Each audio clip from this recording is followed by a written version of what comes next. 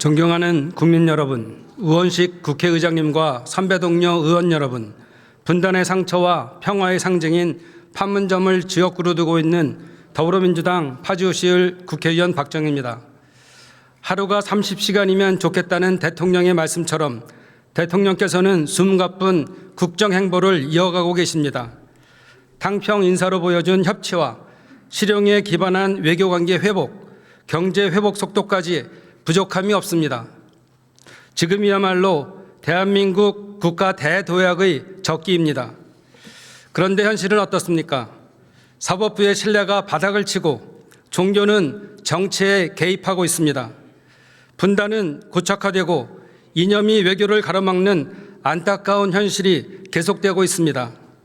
이대로라면 우리는 국가 대도약의 기회를 놓칠 수도 있습니다. 하루빨리 바꿔야 합니다. 대한민국 대도약의 열쇠를 만들어야 합니다.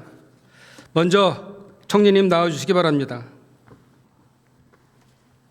국무위원석 발언대는 의장석의 오른쪽, 발언대 쪽의 오른쪽에 자리하고 있습니다. 현재 국회의원 발언대 국무위원석 쪽을 바라보고 이동되고 있습니다. 법이 공정하게 적용되고 사법 절차를 통해서 정의가 실현된다는 믿음이 국민한테 심어질 때 비로소 사법 정의는 완성된다고 생각합니다. 그런데 최근 법원은 김건희에 대해서 대부분 무죄를 선고했습니다. 김영선 공천 청탁도 무죄, 곽상도 아들의 퇴직금 50억 원도 무죄라고 합니다. 반면 서민들은 400원짜리 초코파이를 먹었다고 절도범이 되고 버스비 800원을 횡령했다고 해고당했습니다. 총리님, 일련의 판결을 보면서 어떤 생각을 하십니까? 국민이 이런 판결들을 납득할 수 있다고 생각하십니까? 해당 판결이 국민 법감정에 벗어난 판결임을 나타내는 시각 자료 상식이나 법감정으로 이해하기 참 어려운 판결들이다 이렇게 생각하고 있습니다. 네, 총리님 잠시 들어가셔도 좋습니다. 이따 다시 모시겠습니다. 법무부 장관님 나와주십시오. 다시 자리로 돌아가는 김민석 국무총리입니다. 뒤쪽에 자리하고 있던 정성후 법무부 장관 발언대 앞에 섰습니다. 장관님, 도이치모터스 주가 조작 사건 김건희 무죄. 김건희가 시세 조정 사실은 인식했으나 공모는 아니다. 공정한 판결 맞습니까? 예, 법원의 그 개별적 사건에 대한 판단에 관해 갖고 법무부 장관이 의견을 내는 건 적절치 않습니다. 다만 특검에서 수사해서 기소한 사건에 관련해 갖고 특검에서도 증거의 어떤 판단이라든가 법률적 영향과 관련해 갖고 면밀히 분석해 갖고 항소할 것으로 좀 보고 있습니다. 네. 예. 58회 여론조사 무상 제공했고 그 금액이 2억 7천여만 원입니다. 그런데 계약서가 없다는 이유로 무죄가 났습니다. 뇌물과 정치자금이 계약서로 이루어져야 한다는 얼토당통한 판결입니다. 세상에 그런 뇌물은 없습니다. 특히 공천 청탁을 했다는 명백한 증거가 있는데도 공관위 회의를 거쳤다는 이유로 무죄를 선고했습니다. 저는 이 판결을 도저히 이해할 수가 없는데 장관님은 납득이 가십니까? 해당 판결의 부정적 영향에 대해서 해당 사건을 위한 결과만을 볼 때는 국민 일반의 감정과는 조금 거리가 있어 보입니다. 다만 어쨌든 1심 법원의 판결이기 때문에 특검에서 좀 법원의 판결을 좀 면밀히 분석해 갖고 항소해서 다툴 것으로 생각하고 있습니다. 네, 들어가셔도 좋습니다. 국무총리님 나와주십시오. 의장석에는 현재 주호영 부의장 자리하고 있습니다. 다시 한번 발언대 쪽으로 이동하는 김민석 국무총리입니다. 이제 국민들의 눈은 열흘 뒤 19일에 예정된 윤석열 내란 우두머리 재판 1심에 쏠려져 있습니다. 사법신뢰의 마지막 시험대입니다. 사법부 권위는 국민이 그래도 법은 공정하다라고 말할 때 비로소 세워집니다. 그래서 사법개혁의 핵심은 국민 신뢰 회복입니다. 국민 신뢰가 추락하는 사법부의 현실에 대해 정부 역시 무겁게 받아들여야 합니다. 총리께서는 어떻게 생각하십니까? 네, 사법부에 대한 국민의 신뢰는 민주주의와 공화정의 기본이라고 생각합니다. 예, 통일교 신천지 문제에 대해서도 짚어보겠습니다. 대한민국 헌법 제20조 2항은 국교는 인정되지 아니하며 종교와 정치는 분리된다고 명시적으로 정교 유착을 금지하고 있습니다. 통일교는 이미 전형적인 정교 유착 구조가 확인되었고 여당 중진 정치인에게 실형이 선고되었습니다. 신천지 역시 선거 국면마다 5만 당원 가입, 10만 당원 가입 같은 정치 유착과 각종 불법 의혹이 20년간 이어지고 있습니다. 국민적 공분과 충분한 의혹, 사법 판단까지 나왔음에도 특검이 여전히 국회 문턱을 넘지 못하고 있어 매우 유감입니다. 총리님, 신속한 특검 도입이 필요하다고 생각하십니까? 정교분리 네, 그렇게 근절을 위한 생각합니다. 정부 의지와 관련해 이재명 통일교와 대통령께서도 신천지가 비교되어 불법적 있습니다. 정교 유착 종교단체에 대한 해산 명령까지 검토할 것을 지시한 바 있습니다. 총리님, 해산까지 염두에 둔 강력한 근절 대책이 필요하다고 보는데 그럴 의지와 준비가 되어 있습니까? 특검이 진행되기 전에라도 그런 철저한 수사가 필요하다고 봐서 정부에서 이미 합동수사본부를 개시하고 있습니다. 정교유착, 정치에 대한 종교의 개입, 종교를 사칭한 사실상의 뇌물이나 매수의 행위, 이런 것은 그야말로 종교를 사칭한 범죄 행위고 범죄 집단의 행위라고 보기 때문에 척결해야 한다고 생각하고 있습니다. 네, 그렇습니다. 종교유착은 민주주의 몰락의 신호탄입니다. 총리께서 분명한 책임과 결단을 보여주시길 다시 한번 당부드립니다. 네. 실형 균형 외교에 대해서도 한 말씀 드리겠습니다. 이재명 대통령께서는 기존의 이념 중심 외교 문법을 뛰어넘으셨습니다. G7, G20 등 여러 정상회의에서 우리의 국제적 위상과 신뢰를 재확인했고 미국, 중국, 일본 등 주요 국가의 외교에서 실형 균형 외교로 국익을 챙겨오고 있습니다. 국민의 지지도 매우 높습니다. 총리님, 이재명 정부 초대 국무총리로서 윤석열 정부와 비교해 외교 성과는 무엇이면서 어떤 점이 다르다고 생각하십니까? 굳이 윤석열 정부와 비교할 필요는 없을 것 같습니다. 국민 여러분들께서 이재명 정부에 대한 국정 지지도의 원인을 꼽을 때 거의 대부분의 여론조사에서 1위로 외교를 뽑고 있습니다. 균형적인 외교로 상당히 빠른 시간 내에 국제사회에 한국을 복귀시켰다. 그리고 그 과정에서 가장 중요한 주변 국가 또는 우방인 미국, 중국, 일본 정상들과의 관계뿐만 아니라 외교 관계를 복원시키고 발전시켰다. 이것이 국민의 평가인 것 같습니다. 그러니까 균형 외교를 잘하셨다라는데 그 상대적인 얘기는 편향 외교라는 말씀이시죠. 말씀을 안 하셨지만. 네, 그렇게 볼 수 있겠습니다. 예, 총리님. 저는 한미 중일 실용 균형 외교에 대해서 여기 더해서 한 축을 더 제안하고자 합니다. 한반도 평화 공존과 경제 도약을 위해서는 미일 중러 4개국 모두를 아우르는 국익 중심 실용 균형 외교가 필요합니다. 최근 러우 전쟁 종전 협상이 진전되면서 국제 질서가 재편되는 조짐을 보이고 있습니다. 러우 전쟁 종전 이후의 외교에 대해 준비해야 할 때입니다. 2025년 미국 국가안보 전략보고서에 한 번도 북한이 직접 거론되지 않았고 러시아와 북한은 전쟁을 계기로 급격히 가까워졌습니다. 이는 남북관계 개선과 핵 없는 한반도를 위해 러시아의 역할이 더욱 중요해졌다는 신호입니다. 지난해 9월 중국 전승절 기념행사에서 우원식 의장님과 함께 러시아 푸틴 대통령을 만난 적이 있습니다. 푸틴 대통령은 우 의장께 한국 기업의 애로사항을 잘 알고 이를 해결하기 위해 노력하겠다고 말하면서 한국에 우호적이었습니다. 총리님, 남북관계 개선과 한반도의 영구적 평화정착, 북극 항로, 에너지 협력 등 미래 성장 동력 확보 차원에서 한러 관계를 전략적으로 복원할 필요가 있다고 보는데 총리님 생각은 어떠십니까?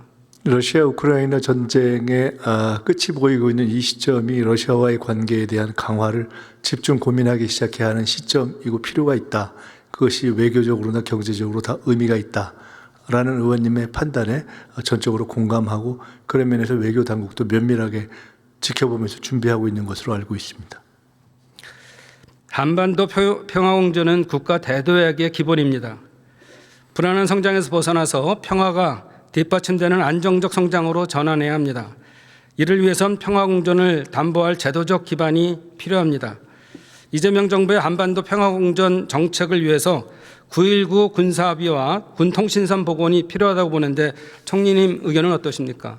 네, 남북관계 긴장 완화를 위한 다양한 노력은 당연히 필요한 것이고 그 과정에서 9.19 군사합의 복원을 위한 선제적 조치가 일정하게 노력이 진행돼 왔고요.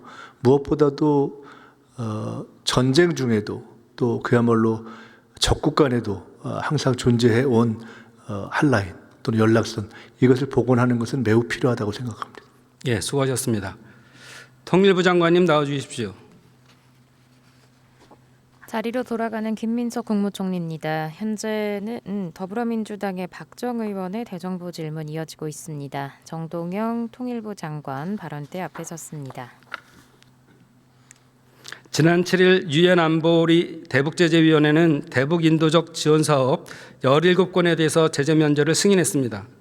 북한이 지원을 받을지는 아직 미지수지만 인도적 지원 공간이 열리고 있다는 점은 중요합니다. 장관님, 이와 관련해 북한의 움직임 어떻게 예상하십니까? 네, 북은 지금 일체 외부 지원 받지 않고 있습니다. 이번 그 유엔 안보리 제재 면제 승인은 뭐 작은 조치긴 하지만 굉장히 시기적으로 의미가 있다고 생각합니다. 왜냐하면 트럼프 정부 2기 들어서서 유엔 제재위원회에 그 대북 인도적 지원에 관한 일체 심사가 중단돼 있었던 건데 이제 이번에 처음 트럼프 2기 들어와서는 처음입니다. 그리고 어쨌든 트럼프 대통령은 북미 대화, 특히 이 김정은 위원장과의 직접 대화 의지를 여러 차례 밝힌 바 있기 때문에 분위기 조성에 도움이 된다고 생각합니다. 예, 그렇습니다. 4월에 트럼프 미 대통령이 중국을 방문하기로 예정돼 있죠. 예. 인도적 지원 면제 승인 자체가 미국의 화해 제스처라고 볼 수 있는데 말씀하신 것처럼 북미 대화 가능성이 어떻게 될지 한번 다시 전망 부탁드립니다. 네, 지금 모든 가능성을 열어놓고 저희가 할 수 있는 노력을 다 하고 있습니다. 이번에 조현 외교부 장관이 루비오 국무장관에게 유엔 인도적 지원 제재 면제 승인을 적극 요청하고 화답을 받은 것이 그 대표적인 예가 될 터인데요. 특히 주변국들과의 전략적 소통을 강화해서 이번 4월 트럼프 대통령의 베이징 방문이 베이징 방문으로 끝나지 않고 이 한반도 또 동북아의 그 지정학을 흔들 수 있는 그런 의미 있는 변화가 일어나는 계기가 되기를 바라고 있습니다. 예, 아까 말씀드린 것처럼 러시아의 외교 복원뿐만 아니라 중국의 역할도 굉장히 중요하기 때문에 그 점도 유념해 주시길 바랍니다. 장관님, 현재 524 조치 해제에 대해 검토하고 있는 것으로 아는데 어떻게 진행되고 있습니까? 사실 2010년 5월 24일 5가지 조치가 524 조치의 핵심입니다. 하나는 방북 불허, 북에 가지 마라, 승인 안 하겠다. 또 신규 투자 금지, 물품 반출입 금지, 제주 해협에 통과했던 5년 동안 북한 선박의 통항 금지, 그리고 대북 지원 보류 뭐 이런 것들인데요. 그러나 사실상 이명박 정부는 종단 그 방북을 허용했고 박근혜 정부는 낮은 선봉 지역에 대한 물류 투자를 허용했고 또 문재인 정부는 그 평창 올림픽 때 북한 선박의 동해 진입을 허용했기 때문에 사실상은 524 조치는 유명무실합니다. 그래서 2020년도에 문재인 정부 때 524 조치는 실효성을 상실했다 이렇게 선언해서 있으나 마나한 조치인 건 맞습니다. 그러나 524 조치를 정식으로 해제한다 하는 것은 상징적 의미가 크고 또 남북 간의 지금 신뢰가 완전히 무너져 있기 때문에 이것을 회복하는 조치로서 적극 검토 중에 있다 이런 말씀드립니다. 예, 아까 5가지 제재 조치가 있음에도 불구하고 524 조치는 유엔도 예외로 인정하는 인도적 지원 사업이 상시로 예외로 명문화해야 되는 게 맞죠. 예. 예, 그리고 또 요즘 기후 대응이라든지 에너지 등 삶과 직결된 생활 필수 인프라 협력은 명확한 기준 제시와 승인 절차 완화 등 점진적 개선이 필요하다고 생각합니다. 그러면 한반도 평화 공존의 최소 안전판이 될 수 있다고 생각하고요. 그런데 장관님 여기에 대해서 제가 실질적인 신뢰 구축을 위한 협력의 선행 방안을 에너지 평화 공존이라는 방식으로 제안드리려고 합니다. 예. 이는 전통적인 정치, 행정적 통일론과는 다른 접근입니다. 생존과 직결되는 자원과 에너지 협력에서 출발하자는 뜻입니다. 현재 접경 지역은 물 부족 문제로 댐 건설을 검토하고 있고 또 북한은 전력난으로 재생에너지 확대가 절실한 상황입니다. 우리는 환강댐에 풍부한 물을 안정적으로 공급받고 북측에는 접경 지역 에너지 고속도로에서 생산한 전기의 일부를 제공하는 상호 보완적 에너지 협력이 가능합니다. 이런 협력은 남북 모두의 눈에 보이는 실익이 될 수 있고 9.19와 군통신선 복원, 오이사 조치 개선 같은 제도적 기반을 뒷받침하는 협력이 될 수 있다고 봅니다. 그런 의미에서 에너지 평화공존 협력위원회 설립을 제안하는데 장관님 여기에 대해서 어떻게 생각하십니까? 아주 좋은 제안이라고 생각합니다. 개인이나 국가나 선대선의 관계가 가장 바람직합니다. 그러니까 과거에도 임진강은 남과 북에 걸쳐 있는 강이니까요. 임진강 방류 때 서로 통보도 하고 협조했던 그게 정상입니다. 지금 비정상이거든요. 한강 하구의 공동 이용이라든지 바로 그런 차원에서 공통 수역에 관한 그런 협력을 통해서 또 말씀하신 대로 정말 북에서 물을 주고 우리가 전기를 보내주고 그런 협력이 이루어진다면 얼마나 좋겠습니까? 말씀하신 에너지 평화공존협력위원회 적극적으로 검토할 필요가 있다고 생각합니다. 예, 수고하셨습니다. 예. 들어가셔도 좋습니다. 총리님 다시 나와주시기 바랍니다.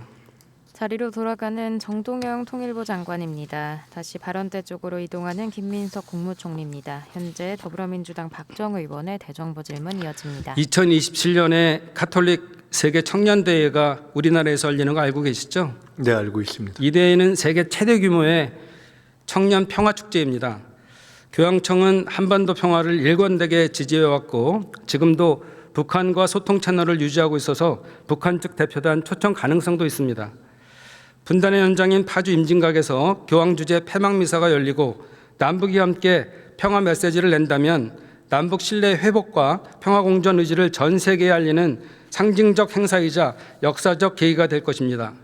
이것이 곧 대통령께서 말씀하신 남북 관계의 바늘구멍, 평화의 바늘구멍 찾는 것이 됩니다. 국회에서도 여야 118명의 국회의원들께서 뜻을 모아주셨습니다. 총리님, 2027년 임진각 폐막미사를 위해서 정부가 보다 적극적으로 노력해 주실 것을 정중히 제안드립니다. 어떻게 생각하십니까? 얼마 전에 대주교님과 그 행사 준비하시는 신부님들을 모시고 대회에 대한 협력 방안을 논의한 바 있습니다. 그때 개막식, 폐막식 장소 문제는 천주교 측에서 제안해서 최종적으로 로마 교황청에서 결정한다고 말씀을 들었기 때문에 그 과정에서 논의가 되면 저희가 적극적으로 함께하고 할 수 있는 모든 지원을 다하겠습니다. 네, 수고하셨습니다. 들어가셔도 좋습니다. 대회입니다. 국무위원석을 향하고 있던 발언대를 국회의원 중앙 쪽을 향할 수 있도록 다시 조정하고 있는 박정 의원입니다.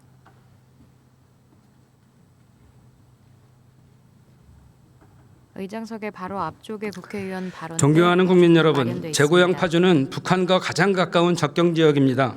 엎어지면 코 닿을 만큼 가까운 거리지만 갈 수 없는 북한을 바라보면서 그곳으로 자유롭게 왕래하는 꿈을 마음속에 품고 살았습니다. 문재인 정부 시절 남북 정상이 백두산 천지에서 손을 맞잡던 순간은 그 꿈이 현실로 다가오는 것 같아 너무나 벅찼습니다. 그러나 윤석열 정부는 한반도의 시계를 다시 과거로 돌렸습니다. 평화와 공존 대신 대북 전단과 대남 확성기, 오물풍선이 그 자리를 채웠습니다. 접경 지역의 주민들은 악몽 같은 밤을 견뎌야 했습니다. 그러나 굴곡진 내란의 밤을 지난 후 우리는 다시 희망을 말할 수 있게 되었습니다. 이제 우리 아이들이 자라날 파주와 대한민국이 철조망, 방호벽, 지뢰가 가득한 곳이 아닌 평화가 강물처럼 흐르는 삶의 터전이 되길 꿈꿉니다. 이재명 정부라면 그 꿈이 현실이 될 수 있다는 희망을 품게 됩니다. 누구나 평화를 말합니다. 그러나 평화는 그냥 오지 않습니다. 정상 외교를 복원하고 물과 전기로 작은 바늘구멍이라도 뚫어가며 신뢰를 쌓아가야 평화는 옵니다. 대립이 아닌 공존으로, 불안이 아닌 평화로 한반도의 새로운 5천년을 함께